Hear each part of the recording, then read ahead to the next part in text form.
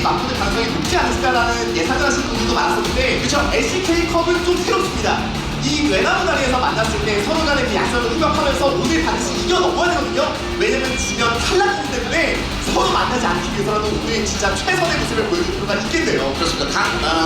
이 두 팀 모두 이제 같은 그룹 내에서 활동을 했었기 때문에 사실 지금 붙게 된 상황인데 보지는 않았지만 서로 얼마나 강한지를 양팀 모두가 정말 잘 알고 있을 것 같습니다. 하나생명 같은 경우에도 이제 중후반에 한타나 이런 쪽에서 이득을 많이 보는 모습을 보여주고 있는데요. 그런 쪽에서 T1의 초반 직구가 굉장히 압도적인 만큼 어떻게 초반을 잘 넘기느냐도 굉장히 중요한 포인트 같습니다.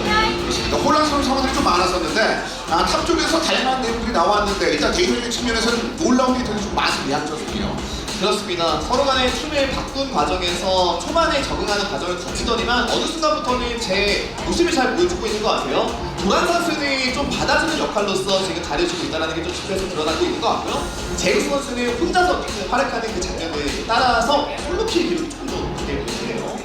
슬로바시 도란 선수 도입을 이런 액션이 있는 것처럼 상대편을 충분히 빨아들인 이후에 생존하는 장면을 통해서 팀이 굉장히 많은 역할들을 하고 있는 도란 선수가 되겠습니다. 자, 도란과 제우스 만날 때마다 탑에서는 큰 격전지가 좀 열렸던 만큼 오늘 경기에 대한 기대치도 높을 수밖에 없는 그런 상황이에요. 양측 탑 선수들의 인터뷰를 봤을 때 아직은 서로 이제 팀에 녹아드는 중이라고 조금씩은 자신을 표현하고 있는 것 같아요. 현재 폼 상황에서 사실 오너 선수의 폼을 또 얘기를 안 할 수가 없습니다. 정말 대단한 장면들을 많이 만들어주시니까요. 그렇습니다. 오너 선수가 최근에 어떤 챔피언을 가져가더라도 장점이 안 보이는 모습을 보여주면서 오너의 최전성기가 아니냐라는 말들이 이어지고 있는데 피넛은 또 정글의 대가 다른 게 상대방의 약점을 보이면 후배 파거든요. 정면에 가는 대결도 정말 기대가 됩니다. 그렇습니다. 페이커 선수 최근에 그 팀에게 도움되는 그런 방식으로 경기 운영을 하고 있는 상황인데 제카가 자신의 존재감을 지난번 경기도 잔뜩 또 드러냈었고요. 아무래도 이번에 패치가 바뀌면서 멜도 풀렸고요. 페이커 선수의 전승인 빅토르 같은 경우에 제카 선수를 플레이한 적이 없기 때문에 오늘 피어리스 드래프트 미드픽도 굉장히 중요합니다. 자, 바텀 역시 마찬가지입니다. 만약에 애초에 갑자기 초반에 만났으면은 당연히 바이브 딜라이 쪽으로 좀 뭔가 좀 시선이 갈 수 있겠습니다만 스매시가 좀 많이 달라졌어요.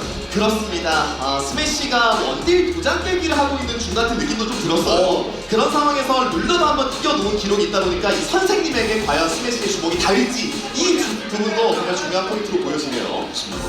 임정 코치는 조세영 코치 그리고 김정규 감독은 지난번 경기에서 다양한 픽을 이용해서 승리를 따는 것에 굉장히 큰 의미를 들었습니다. 그만큼 페리스 뱀픽이 앞으로 어떻게 험난하게 이어질지에 대한 예상은 좀 한 셈이고 최규 감독 역시 마찬가지입니다. 지금 연승기로 하고 있는 대T1전에서 연승기로 하고 있는 그 힘을 이어나가고 싶은 마음이 분명히 있을 것 같습니다.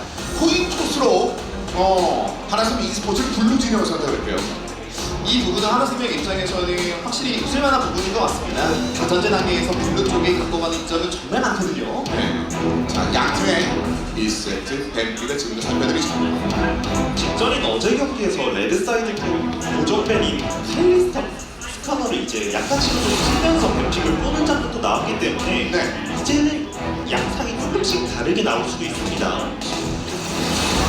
럼블맨 그리고 스카너가 어제는 블루 사이드에서 대전이 있었는데 사실 애들 중에서 여전히 경기하는 너프가 있기는 하지만 스카너의 강인한 팀력이 여전하다라는 평가가 좀 지어져 있고요. 그리고 레드 쪽에서 더 밴드던 건 자리라는 카드도 있거든요. 템포 올렸을 때 많이 받아기도 있습니다. 맨은 뭐 여러 생각을 하던데 사실상 레드 선배이 오 괜찮다. 이게 멜이 정말 얘기가 많은 게 그 반사랑 스킬이 좀 사기적이라는 이야기가 많았단 말이에요. 물론 지금 하빅스 이후의 상황들은 초창기 등장보다는 뭐 티어가 약간의 변경이 있다고 얘기가 있어도 여전히 그 메커니즘에 대한 여러 가지 변화, 무쌍한 그런 부분들에 대해서 많은 경기를 하는데 일단 그걸 또 무시하고 제이스를 잡았네요. 양측 미드라이너 선수가 솔로 랭크 기록에서 멜을 연습한 전적이 있기는 합니다만 일단은 제이스 티어를 먼저 좀 높게 생각하는 것 같습니다. 이게 T1이 최근의 뱀픽 단계에서 많이 보여줬던 흐름 중에 하나가 제이스를 아예 먼저 가져가 주면서 뱀픽에서의 심리전도 사용할 수 있긴 하지만 도란 선수가 사이드에서 편하게 움직이는 것들을 더 바라는 모습들이 많았단 말이에요. 예. 그런 것들을 좀 의식하는 뺏어온 느낌 좀 강한 픽이라는 생각이 들고요.